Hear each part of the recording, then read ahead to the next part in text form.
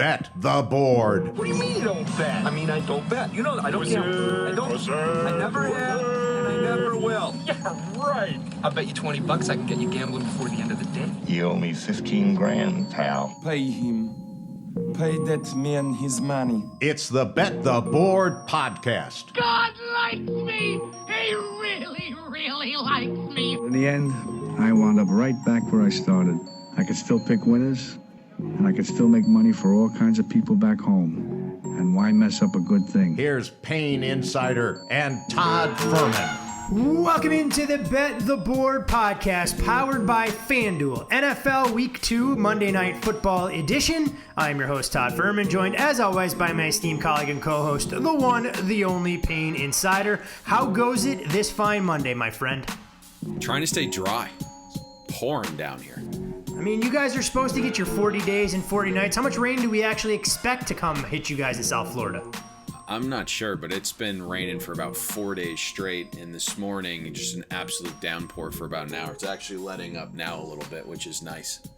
All right, well, you get a chance to get your morning run in after we handle business around these parts. And, of course, as we always do on Mondays, we'll put a bow on everything we saw for Week 2, preview Monday Night Football, and, of course, break things down as only we can here on the Bet the Board podcast. And Payne, I don't know about you, but watching that Sunday Night Football game between New England and Seattle, a friendly reminder what a unique, refreshing experience it is to watch one quarterback we know performing at the top of his game and another one looking hell-bent on getting a long-term extension from somebody.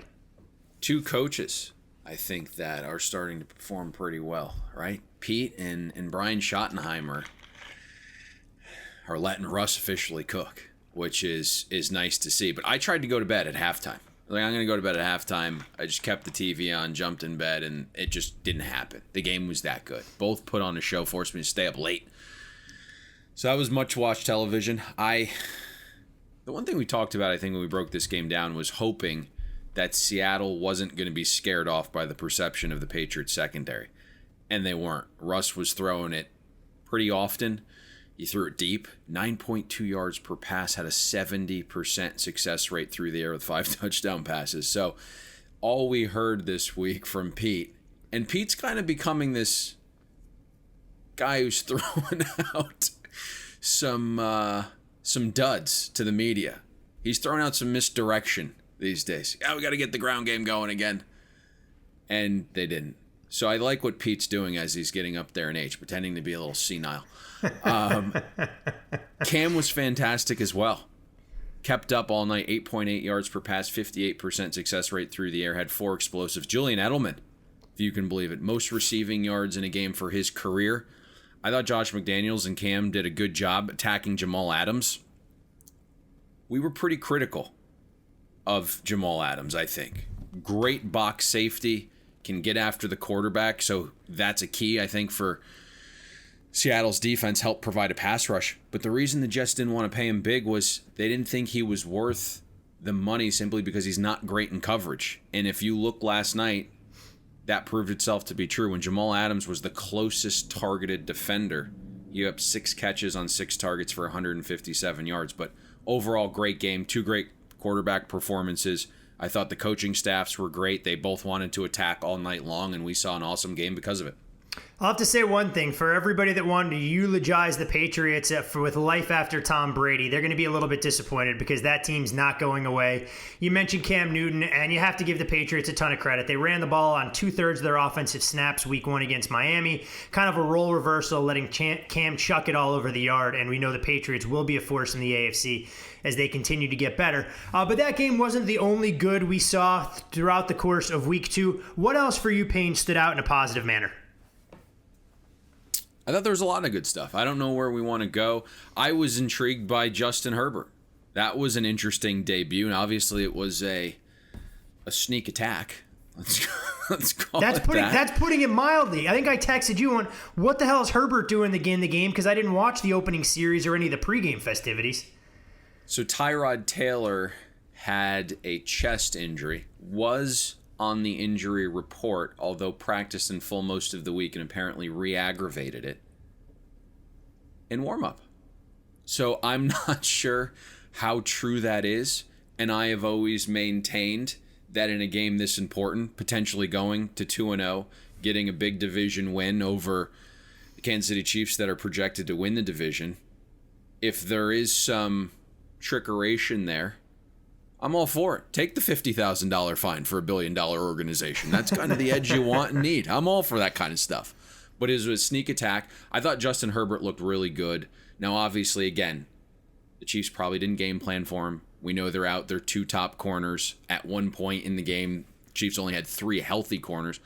But Herbert looked good. Completion percentage was 5% above expectation. He provides a different element to the Chargers offense with his arm. And the bigger thing here, if you're thinking about going back to Tyrod, the one element Tyrod potentially had in his favor was the athleticism and mobility. At 31, he didn't look like he had much of that against the Bengals, so that was the edge he potentially had on Justin Herbert. I didn't see that. Herbert looks good running the ball. We saw that towards the end of his career at Oregon.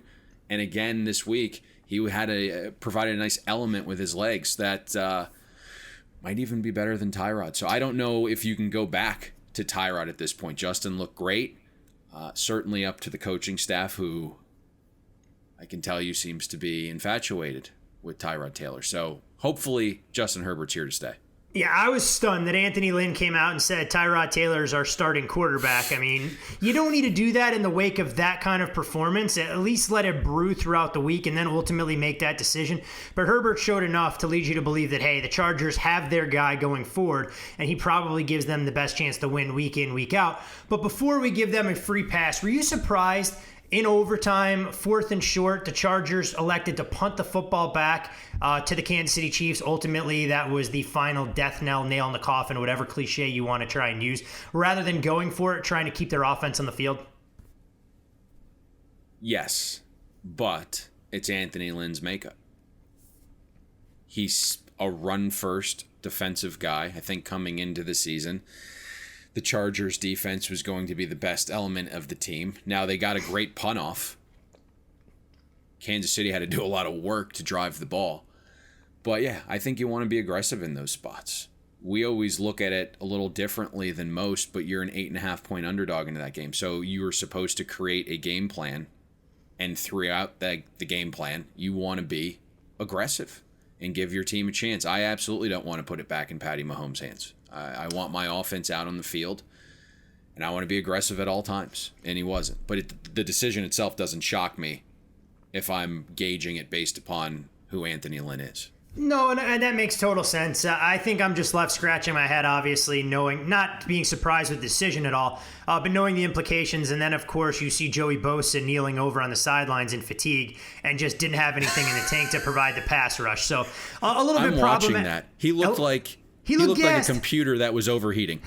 He looked gassed, and then when they actually brought him out there and he missed on Patrick Mahomes before they picked up play, he's on one knee 10 yards behind the play when he maybe had a chance with a high motor to get back in there and try and haul him down. But hey, those things happen. A great effort from the Chargers. One of the only decisions yesterday that really fell the book's way, getting the Chargers to the window as more than a touchdown underdog. But while we're talking about quarterbacks, Payne, I want to give credit to what we've seen from Josh Allen through 2 games. Now, I know the Jets and Dolphins aren't elite defensively by any stretch of the imagination, but Josh Allen had never had a 300-yard passing game in his career. Now he's got 2 of them. Finishes 24 of 35 for 400-plus yards, passer rating of 147. Now 6 touchdowns on the season, yet to throw an interception. And I think a lot of the credit you have to give the Bills as Stephon Diggs clearly is paying dividends early on. 16 catches, 239 yards for 2 games, 8 catches, 153. Of course, the Dolphins, though, were down one of the key men in their secondary. When you look at Josh Allen, specifically yesterday, 11.5 yards per pass attempt, 9 explosive passes, 4 passing touchdowns, a 58% success rate through the air. So it was a fantastic game. It's an awesome start to year 3 for Josh Allen. And I'm not here to piss on anyone's parade, but I think there's 2 major things happening here.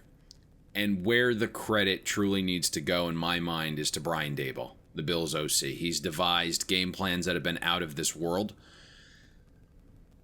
I can tell you, he wanted to be very deliberate in how he built this Bills offense this year. He wanted to throw the ball more on early downs.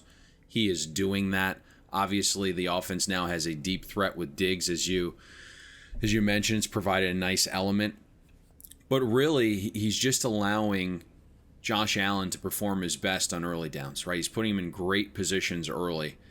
And then you mentioned the competition. That's the other thing that we really need to gauge. No one thinks the Jets defense is any good at this point.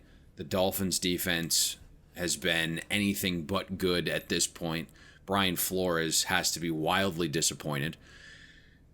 When you look at accuracy, Josh Allen has certainly improved that. But it's not this overly glaring numbers. Roughly 2% better than expectation. And a lot of those passes that he's completed have been expected to be completed because Brian Daboll, with his creativity, has put this offense and Josh Allen in great positions to succeed. Now, I want to see what this looks like, but when you're gauging Josh Allen, it doesn't look like the rest of the division's defense is very good. Jets, bleh.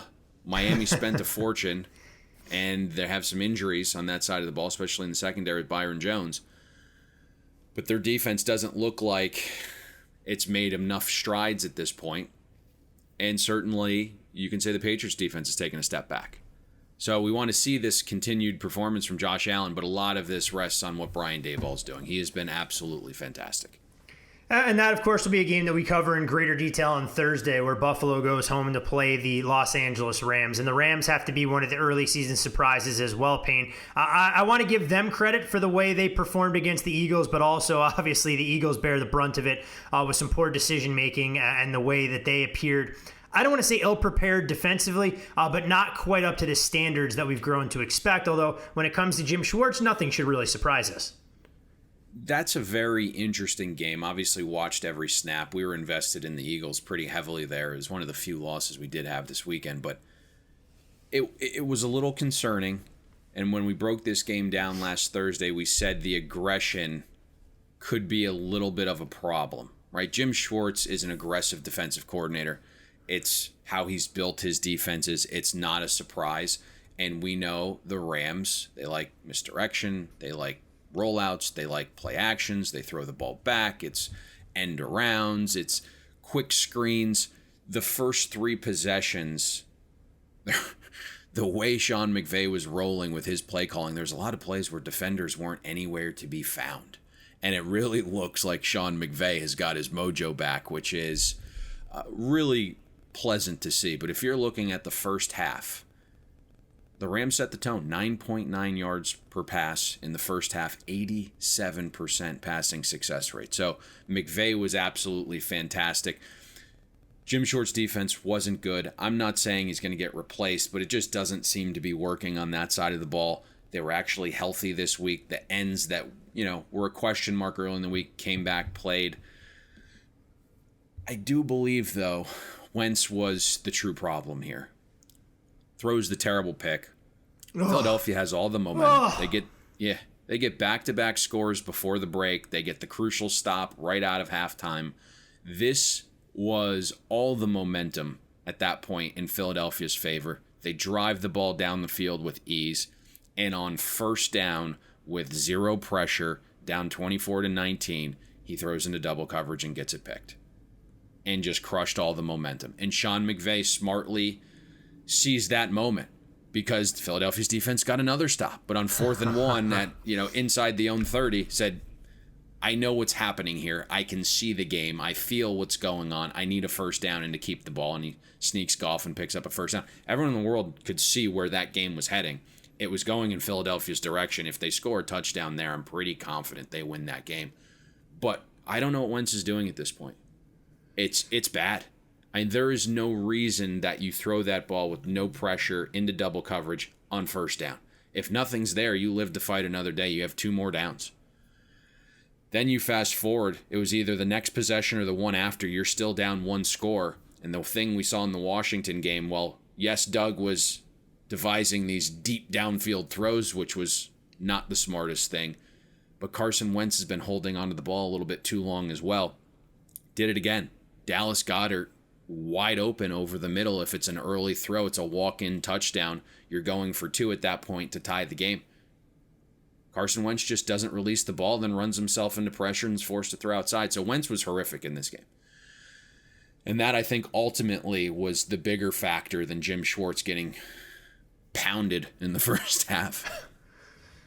Yeah, I mean, you look at it and you wonder what Philadelphia is going to do. We know they're clearly invested in Carson Wentz. You look at his overall profile since the start of the 2018 season, now a losing record in regular season games, and that Eagles offense actually averages less points per game than the league average, not a ringing endorsement. For a guy that we thought could be the solution at quarterback, but the more you watch him, the more you begin to wonder how things ultimately transpire there. As far as some of the other things that really stood out for you, Payne, in the positive manner, which did you want to hit on this fine morning? I think the Thursday night game works. Baker looked better. Stefanski was better, used more 12, did a good job getting Baker rolling out early, some bootlegs, some play action. They got him confident. Now, I will say this. It would have been a real concern if Baker looked bad against that Bengals defense. And he had the support of the ground game once again. 215 yards, 6.1 a rush, a 60% success rate, 9 explosive runs. Baker had support in every way. He also, like Carson Wentz, made a terrible mistake on a pick on a ball that did not need to be thrown when you look at the time and the place. I am intrigued to see what Cleveland's offense looks like this week. It's a monster week for Cleveland. They have some confidence now, a few extra days to prepare. If you can get over that hump and get to 2-1, your only loss against a team that we have power rated the highest in the league right now in the Baltimore Ravens and a Super Bowl contender, you're suddenly feeling good about yourself if you can get a win this weekend. So hopefully they carry over that offensive momentum to week 3. Yeah, it'd be very interesting to see. You mentioned Washington, and not quite sure that game will make the rotation on Thursday, but a team who looked ill-equipped to do anything to slow down Kyler Murray. So you figure Cleveland will have some unique wrinkles in that particular game plan. Two other things that stood out for me, and I'm not sure if we wanted to go glass half full in this football game or glass half empty, so I'll take the positive spin and you can take the negative if we want.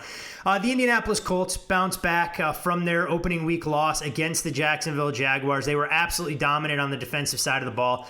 Held the Vikings to just 3.7 yards per play, forced Kirk Cousins into 3 picks, and showed an ability to get after the quarterback. Indianapolis now, I believe, number 1 in the league in total defense.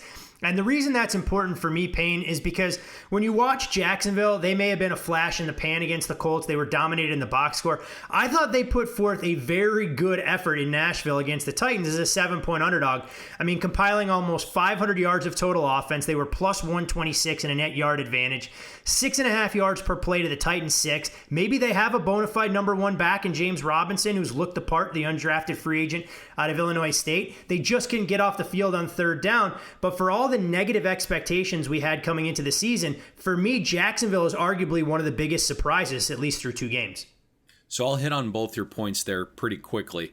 The Colts defense looked very good. Held Minnesota to 3.7 yards per play and a 30% success rate, only 175 total yards. So Matt Eberflus got his defense together after they were embarrassed by Gardner Minshew, going 19 for 20. And there was talks about how Eberflus's defense was just too easy to scheme against. So he had a couple wrinkles in there this week.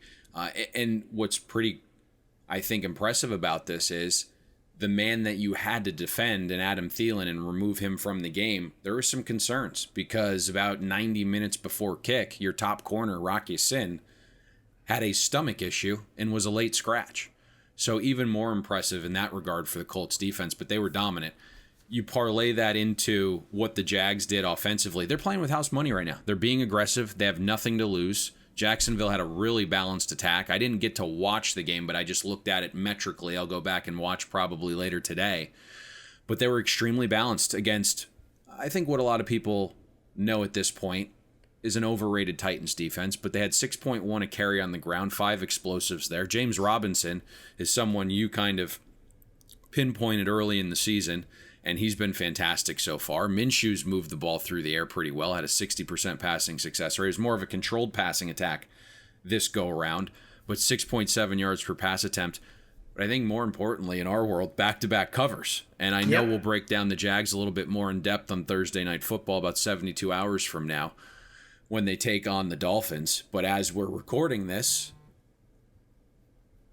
the total is getting pummeled. Open 44, we're now up to 46, so through some important key numbers there, And a lot of it's based upon what the Jaguars offense is doing with Gardner Minshew. And then obviously we talked a little bit about the Dolphins' woes. Would not expect Byron Jones to play in that game. You know, one thing that's interesting about the Jags, and then we'll go from the good to the bad, I think that's impressed me is that the team is bringing energy and effort, at least through 2 games. And it reminds me an awful lot of the Miami Dolphins going into last year, where we questioned what the overall talent level was going to be on the particular roster. But to Brian Flores' credit, they traded away a lot of the veteran elements that they thought could cause problems for some of the youth. And like you said, they have nothing to lose. They're playing free and easy, but the energy and intensity seems to be there in every single snap, which is a heck of a lot better than what we've seen from the New York Jets, amongst other teams that have looked pretty flat and uninspired through the first 2 games of the season. But I'm not sure, Payne, when we talk about the bad and the ugly, where the Atlanta Falcons meltdown against the Cowboys should fall. Probably somewhere in the middle, I would think. So you set me up here. You're hoping for one of these. I want a Dan Quinn rant. We're about 15 minutes, maybe a few minutes more into the Monday morning podcast, and I think it's time for a Dan Quinn rant. So I'm going to kick back. I'm going to put my feet on my desk and let you go. I shot one of our buddies a note, and I said, hey, dig into this for me because I want to see what this actually looks like. And he was honest. He said, I can't really parse this out by what you're asking. So I was asking for teams that had fumbled 3 times in the first quarter, how many times they'd actually won. And that's what Dan Quinn and the Falcons got. 3 fumbles from Dallas in the first quarter. But then Elias Sports Bureau came out and saved the day. What a stat. What a stat this was. Go ahead and share with our audience for those that haven't seen or heard it yet. Dan Quinn and his Falcons are the first team since 1933 to score 39 points, have 0 turnovers, and lose. And again, the offense does its job. Dan Quinn's defense does not. Quinn was brought in to fix Atlanta's defense, and instead he just continues to waste Matt Ryan and Julio Jones. I truly feel bad for Falcons fans watching this, because I don't know how you can do it every single week, watching what's likely to be a Hall of Fame quarterback and one of the greatest receivers of all time just get crushed in their prime because their head coach is inept. When the game was 39-24 with roughly 7 minutes to go, Dallas had a 2% chance of winning this game. And it's just the little things too, right? Like, we know the defense is an abject disaster because Dan Quinn's a bumbling idiot. But, like, you can't even get your team prepared to field an onside kick. There's like a watch party going on, watching this ball go 10 yards. Like, nothing this team does is overly smart. So it's just, it's sad to see Matt Ryan and Julio Jones. I don't know when you fire Dan Quinn. It should have been, obviously, probably a year ago, maybe even 18 months ago. I don't know when Arthur Brank's going to finally pull the plug, but it needs to happen here pretty soon. When you look at 2 receivers playing for head coaches that have more than question marks in organizations, who do you feel worse for in the grand scheme of things? Julio Jones or Calvin Johnson? It's a good question. I mean, I want to say Julio Jones because they've at least tasted the Super Bowl and we're so close. And certainly we could pile on Kyle Shanahan for being overly aggressive. But the reality is Dan Quinn's defense had a 28-3 lead in that game as well. It's a very good point. Calvin Johnson played for a franchise that really didn't have any expectations. So I think that's probably the difference in why I think it's a little tougher for Julio. That is definitely a fair assessment. And the number that you mentioned from Elias Sports Bureau, absolutely mind-boggling. You talked about the special teams play at the end.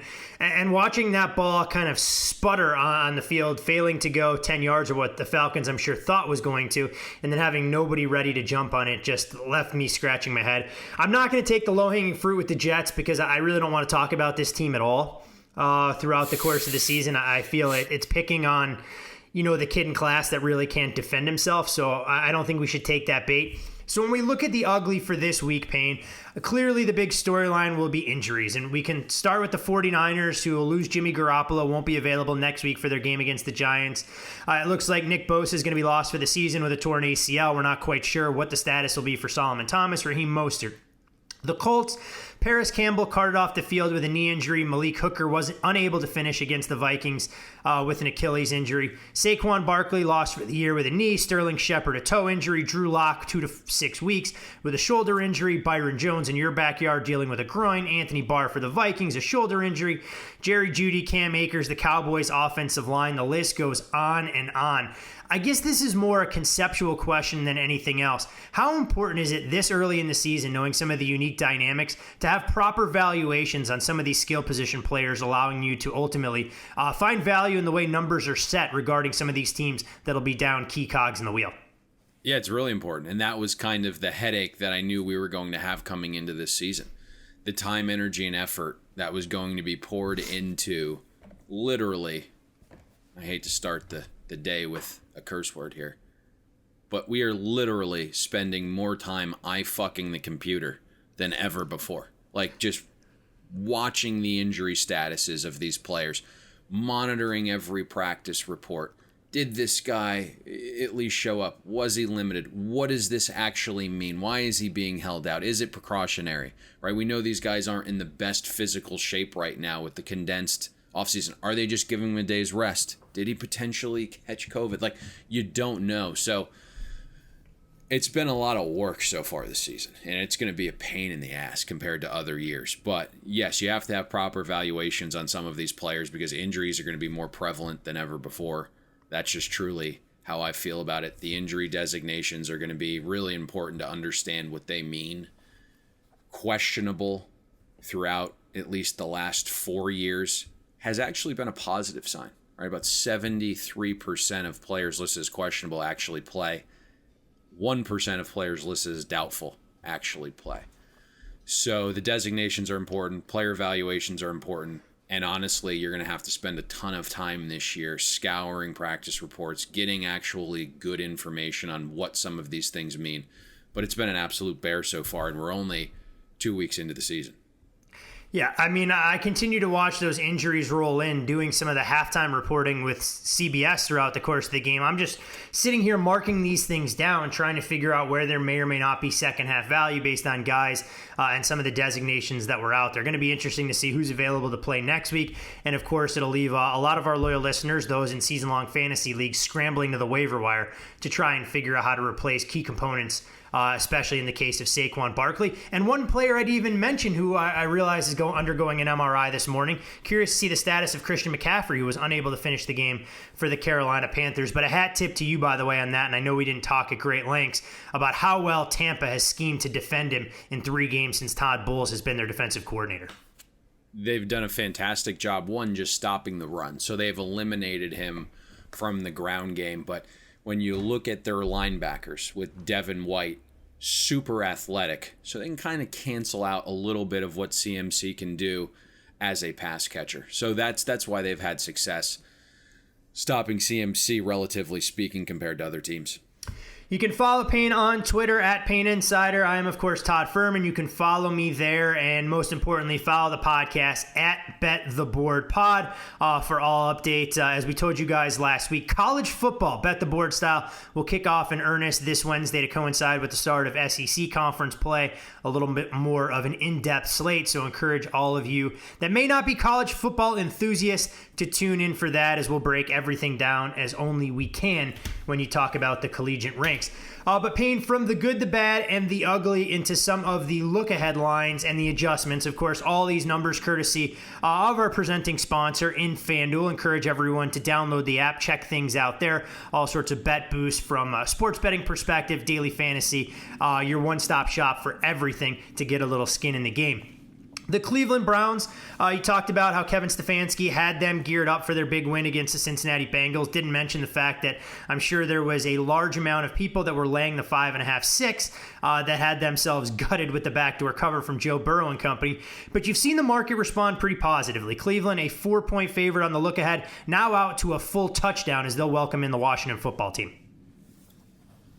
The adjustment from this look ahead is more about Washington, because Chris opened their numbers Friday, so it's actually after the Browns' performance. We saw it in that 4 area. I think what we've seen from Washington offensively has been pretty bleak. 3.4 yards per play week 1 against Philly, and in week 2 against Arizona. Washington only put up 3.1 yards per play in the first half, which I think is more relevant to gauge things, considering the entire second half was what some would qualify as garbage time for the entirety of it when you look at the lead and the clock situation. So more about, I think, the ineptitude of Washington's offense is reflected in why this is moving a little bit from the look ahead. And one thing there, too, and I know we didn't hit on it earlier, Ron Rivera, a little over a minute and a half to go, electing to basically pocket his timeouts in what could have been a 2-score game. Not saying Washington would have gotten back in the contest, but of all things, it's the first mismanagement of timeouts I'd seen in 6 days since watching Vic Fangio earlier in the week against Tennessee Titans.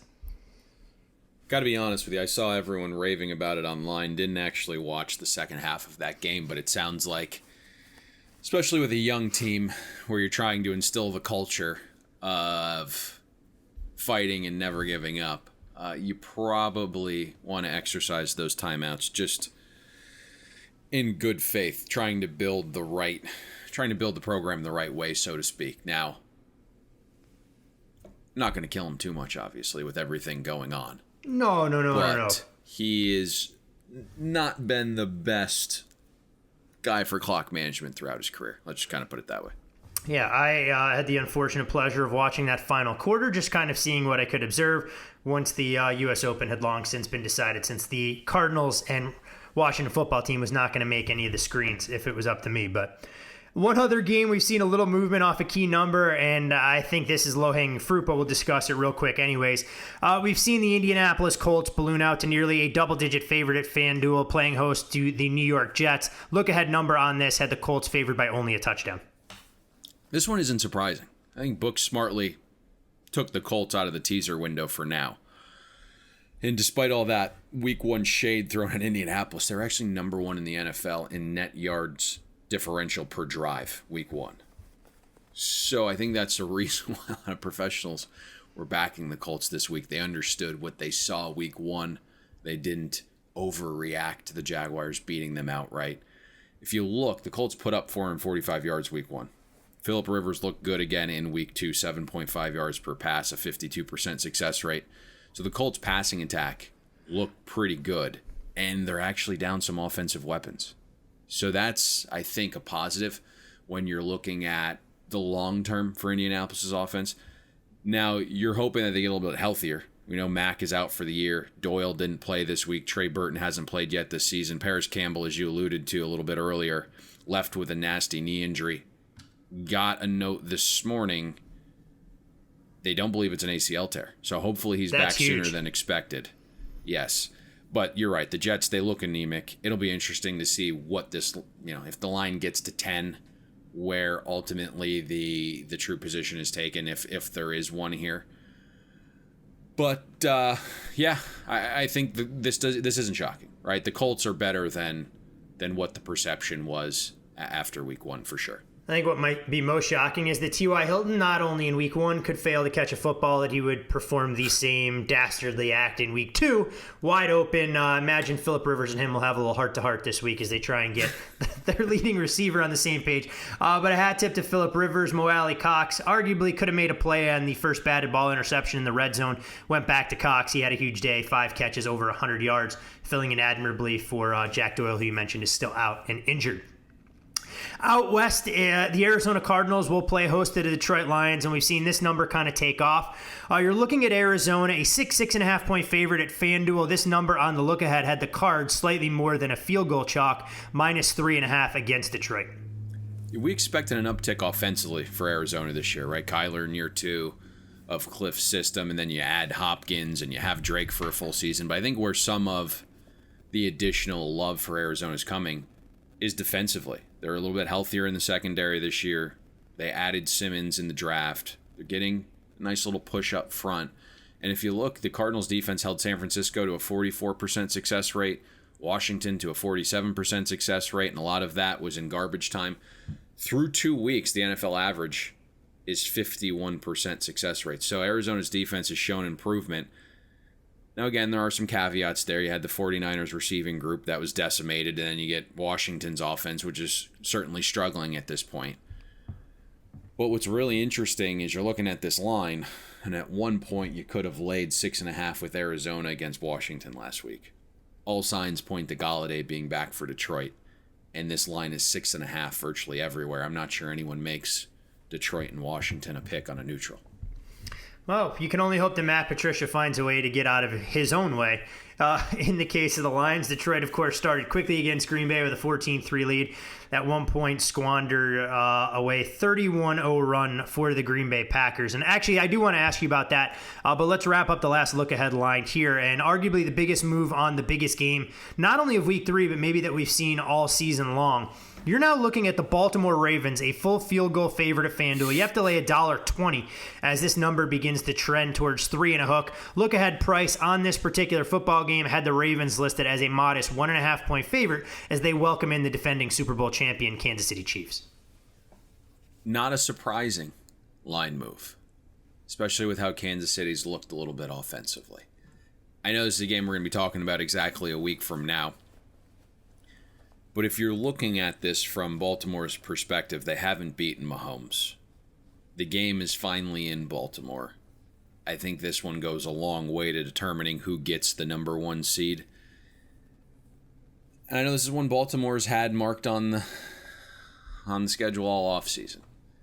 And there's a reason at the beginning of the year, when we were doing our preview podcast, we power rated Baltimore number 1 in the NFL ahead of Kansas City, and it's because of the style of play. It's going to be easier for a ground team with everything going on this offseason to hit the ground running as it is to an offensive team. Just point blank period. I've kind of hit this a couple times now, but 75 to 85% of your offensive work in the offseason comes with the passing game. And we've seen the Chiefs passing game hasn't looked great. Now, I initially thought the Chiefs were just smarter than everybody. And they said to themselves, it's week 1. Guys aren't in great shape. We're not going to have the Tyreek Hill and the Sammy Watkins and the Travis Kelce run 25-yard fly routes all game long. We're going to keep this, pretty concise. But I didn't love what I saw from the offense, and I think a lot of sharp people are seeing the same things. It's going to be very important for Baltimore to get out to a lead here, Todd, something they haven't done in the first couple matchups of this series. So I'm not completely against this line move. It'll be interesting to see where it gets, and if it gets much higher, if there will be eventual resistance. But yeah, that's kind of my thoughts on this one. I know we'll break it down next Monday in depth. Yeah, we'll have a full preview, of course. It's rare that we have a gem on the Monday Night Football calendar, at least over the last couple of years like this one. So pretty excited about that. A week from today, and before we get into the Raiders and Saints, Payne, I'd be remiss, if I didn't ask you about the Green Bay Packers and your takeaway through 2 games. I know you talked about it. I'm not sure if it was last episode or earlier about Aaron Rodgers and all the introspective studying he did to get himself ready for this season. Clearly, it's paying dividends for this offense that scored 40-plus points for its second straight week against a division opponent. So there's 2 things here. We were all down on Green Bay coming into the year relative to expectation, right? We don't believe they're a 13-3 type team. If you looked at their expected wins last year, it was more like 8.6. They absolutely dominated in 1-score games. And if you look at who they've played so far in terms of opposing defenses, the Lions are horrific defensively, beaten and battered in the secondary. We saw Mitchell Trubisky take advantage of those injuries late in week 1. And we are facing, in week 1, a Vikings defense, which we have thought for the last 2 years to be highly overrated. And now they've lost a slew of guys, both in free agency and to injury, and have been torched in back-to-back weeks. So you want to press the brakes just a little bit on what we're seeing from the Packers offense. But that said, Aaron Rodgers has looked fantastic. He looks mobile again. And the one thing that I've heard was, 1, Aaron Rodgers is the healthiest he's been in 16 years, directly from the horse's mouth. And the other thing that he admitted to some people close to him was that during lockdown, he got bored and started watching old film of himself. And he was stunned at the bad habits that he had shown the last few seasons. And mechanically changed some things. And in terms of what he was going with the ball, wasn't always going to the right guy within the system. So he had a lot of self-improvement during COVID in the lockdown. And it's been on full display here because he's been absolutely fantastic for the first 2 games. He looks healthy. He's going to the right guy within the offense again. He's getting the ball out quickly. He's also shown when pressure's on, he's been able to improvise as well. So it just looks like a different Aaron Rodgers this season so far. I can tell you this Green Bay Packers offense looked pretty damn explosive, and that was even with Devontae Adams missing extended stretches, only 3 catches. Aaron Jones was the dynamic playmaker Green Bay needed both through the air and on the ground, which I think allows for a perfect segue because if there's a team that's going to need a dynamic playmaker both on the ground and through the air in the next couple of weeks, it will be the New Orleans Saints. With Alvin Kamara. And it's the Saints, a 5.5-point road favorite as they come rolling into my fine city of lovely Las Vegas. Total in this game, 48.5 at FanDuel. It'll, of course, be the debut of Allegiant Stadium. The Death Star, as they're referring to it out here, as John Gruden says, it's where opposing teams' dreams will come to die. Well, we'll see about that in game 1. The Saints have won 11 straight football games against the AFC. The last loss against the American Football Conference came in Week 2 of 2017. They've won 7 straight regular season road games, and for all the trials and tribulations and how critical people have been of New Orleans in the past, that doesn't resonate these days, as over the last 16 games on the highway, they're 14-2 straight up, a robust 13-3 against the number. Of course, Payne, the Saints will come into this game without Michael Thomas, and when you consider what Thomas has done, targets-wise, 122 or more over the last 4 seasons, 147 or more over the last 3. He has been an absolute catch machine, and the Saints' offense will look significantly different without him. How do you expect him to go about replacing that level of production with the likes of Jared Cook, Alvin Kamara, Emmanuel Sanders, Taysom Hill, Traquan Smith, and Deontay Harris out there? Going to be tough, obviously. And this is typically a spot where you alluded to, and I think it's obviously the point spread, right? That's been the great equalizer to the Saints not performing well at home against the spread and a little better on the road. The narrative of them just being this elite home team forced odds makers to inflate lines a little bit when they're at home. And where they struggle on the road, it's forced odds makers to adapt and adjust there as well. But what's really interesting to me is coming into the opener against Tampa, I think we talked about this. And the Saints had some early season struggles. 2-15 against the spread their last 17 week 1 and 2 games. They get the cover against Tampa, so they're 3-15 now. Their last 18 week 1 and 2 games. And for me, just because the scoreboard looked good, the underlying numbers did not. Drew Brees was very poor against Tampa.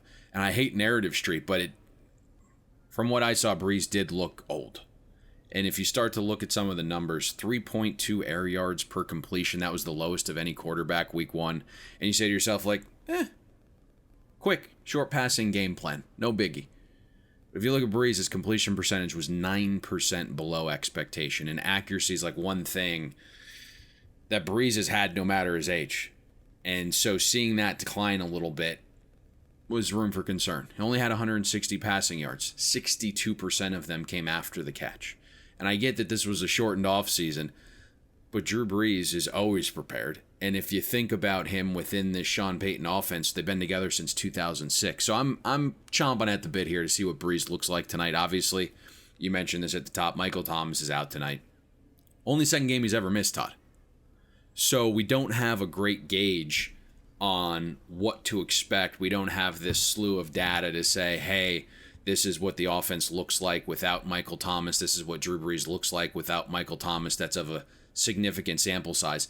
But the one game he did miss was his rookie year. It was against Tampa. The Saints offense only had 11 points that game. Brees had 3 picks. He had a 28 QBR. Only 43% of his passes were successful. That was the only time Michael Thomas did not play. I don't know if that's relevant here, but I just wanted to present that as well. Can I ask a dumb question here, Payne? Yeah. And it's one that, I mean, obviously we talk about in great detail. We can't give away all the secrets and the tricks of the trade, but I think a lot of our new listeners, especially those in emerging markets as it pertains to sports betting, haven't had the chance to really hear from professionals. If Michael Thomas is out there and he's 100%, what does this number look like? I mean, because I have him as one of the most valuable wide receivers out there. We know skill position talent on the whole. You know, we don't make 5 to 6 point wholesale changes, but Michael Thomas, in my opinion, is worth at minimum 1 to 1.5 points to the number. Obviously different around a key. Are we talking about the Saints a touchdown favorite, if not more, if Thomas is out there as part of the offense this week? So we have him at 1.5 points.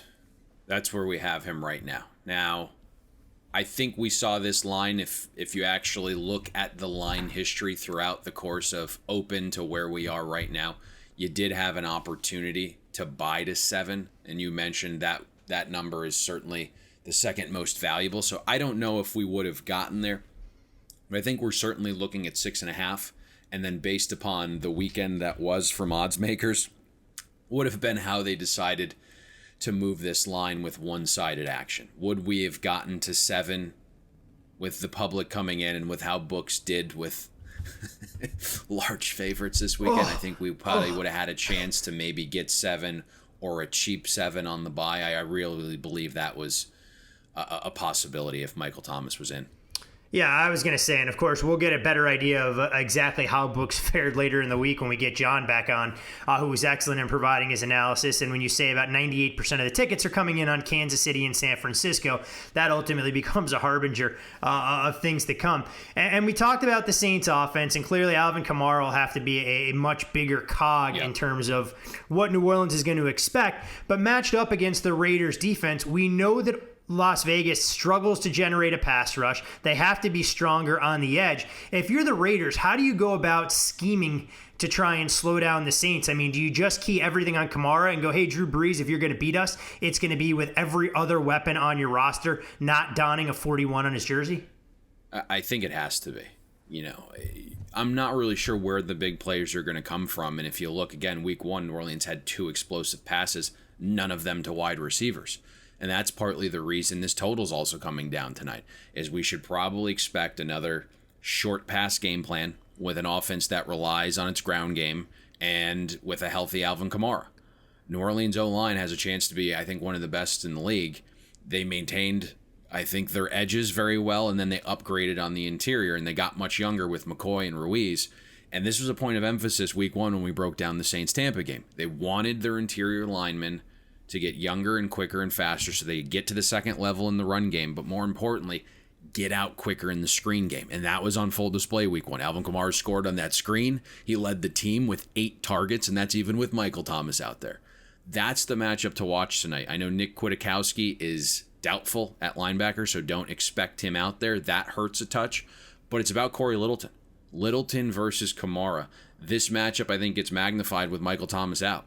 The Raiders faced a similar back in week 1, so that's nice. They have this point of, I guess, this baseline, and they want to figure out how they're going to defend a running back like Alvin Kamara. Well, they faced one, and Christian McCaffrey and Littleton did very well. CMC only saw 4 targets, caught 3 balls in that week 1 matchup against Carolina. And if you look, CMC averaged nearly 9 targets and a shade over 7 receptions last year, so he was covered pretty well out of the backfield by Littleton. If the Raiders can shut that down tonight, it goes a long way. Expect a heavy dose of Taysom Hill. That was another thing that we spoke about that was really important this offseason, getting Jameis Winston on the roster once you lost Teddy Bridgewater. It allows Sean Payton to use Taysom Hill more down to down. He was on the field for 25% of the Saints' week 1 offensive snaps. Expect more of that tonight, especially, again, with Thomas out. For the Raiders to stay in this, Todd, the defense has to show up. They have to tackle well. They can't have blown assignments like they did in week 1. They gave up the big play to Robbie Anderson. If you remove that, though, the Raiders gave up 5.7 yards per pass. Not that bad, but it's the mental errors. They have to be cut out. What is a touch concerning, though, is Teddy Bridgewater in week 1 finished the 5th worst quarterback in completion percentage above expectation, yet Carolina's offense was 8th in passing efficiency. So you wonder what an accurate passer like Drew Brees could do against a Raiders secondary. But if he's inaccurate again tonight, it's going to bode well for the Raiders here. But those are the matchups. You're looking at Corey Littleton on Alvin Kamara. If you can shut that down, it becomes a very, very interesting game tonight.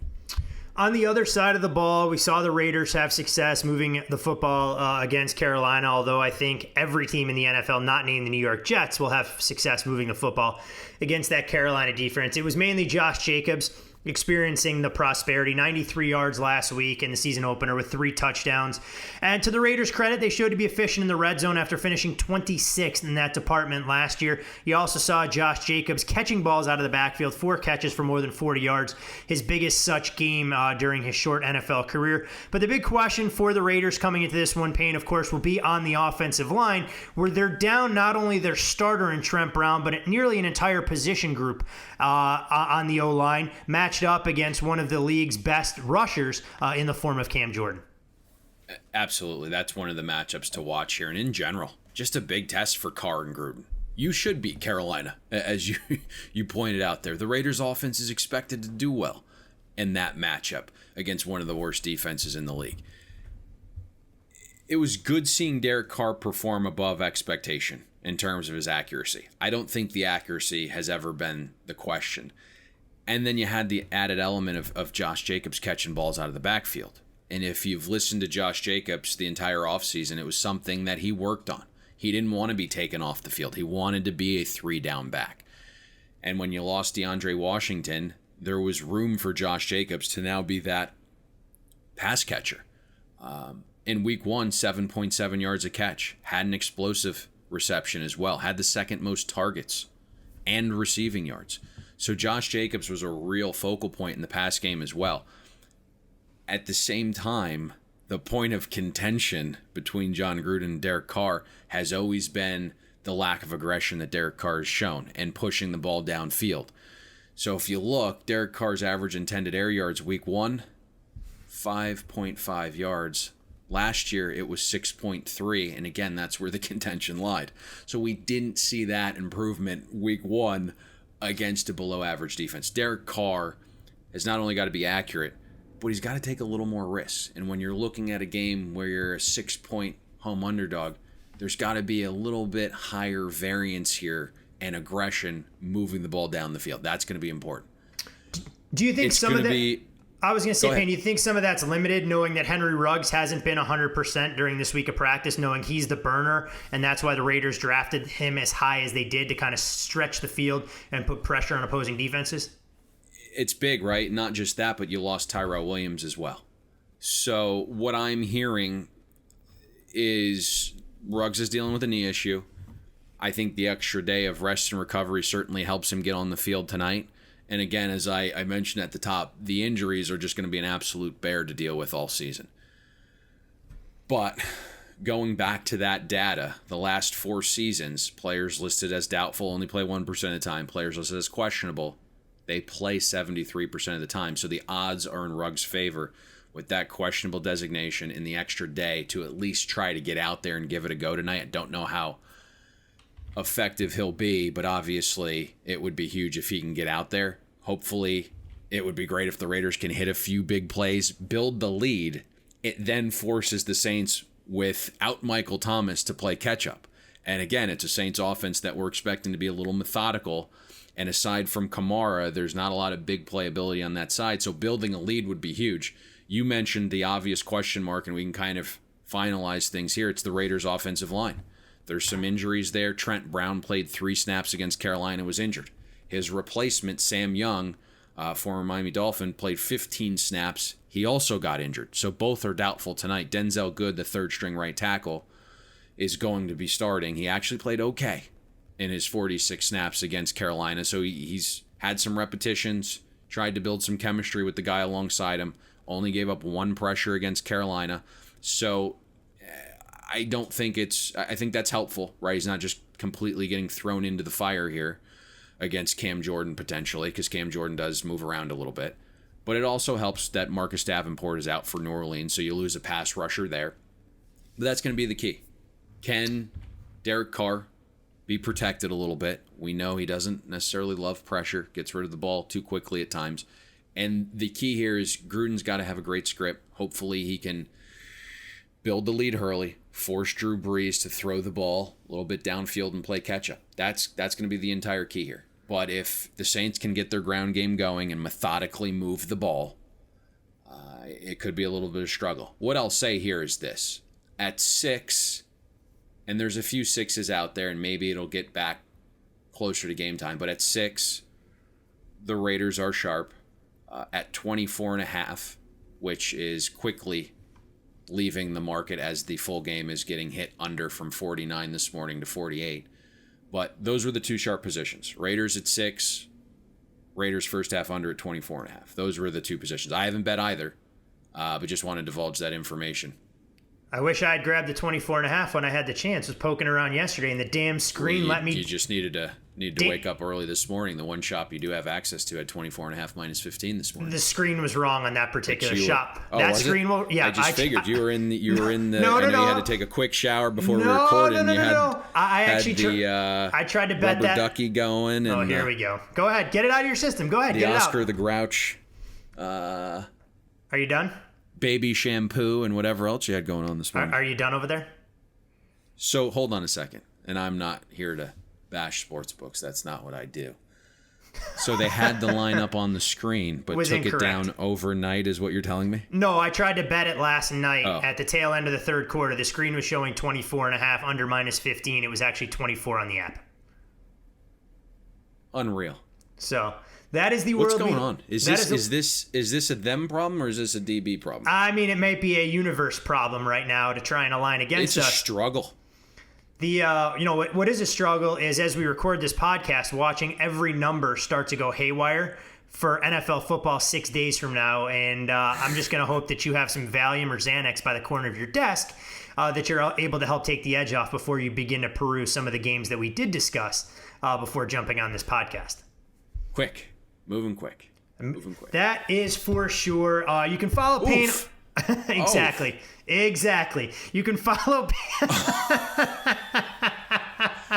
down to 3.5 from 6. What a world we were living in. We can peel back the curtain. I didn't even think you West Coast guys woke up this early. Well, they probably don't. That's what makes it more ironic at that. Why do you think most of the shops on the West Coast wait forever to hang numbers? But we'll peel back the curtain a little bit about what we're laughing and snickering about on Monday morning. We can't share it with you now. If you're smart enough to figure it out, we tip our hats to you. But we'll discuss some of that on Thursday. For Payne Insider, I am Todd Furman. Follow Payne on Twitter at Payne Insider. You can follow me there as well. Most importantly, follow the Bet the Board podcast at Bet the Board Pod. Payne, any final words of wisdom, parting shots before you lose your mind? And nicer. I'm just trying to be happy this season. I'm just smiling on my face. It's week 2. Trying to be in a better, chipper, more peppier mood.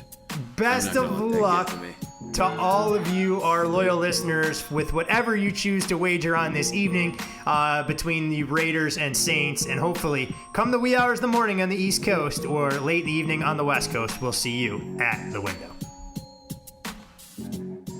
Thanks for listening to Bet the Board. You can catch Todd and Payne every Monday, Wednesday, and Thursday during football season, breaking down the biggest NFL and college football games. And to make sure you don't miss any free best bets, subscribe to Bet the Board on iTunes, Google Play, Spotify, or wherever you listen to podcasts.